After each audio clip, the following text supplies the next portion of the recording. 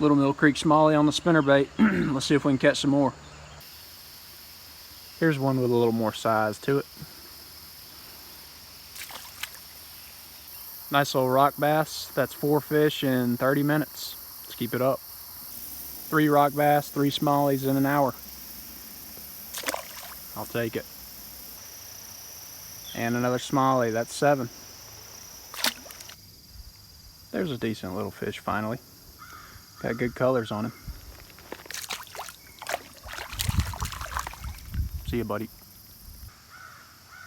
Just a little bitty sunfish. I think I found me a good hole for these smallmouth. This is the biggest one today, number 10. Probably a 1.25 pounds, 1.5 pounds. Good fight.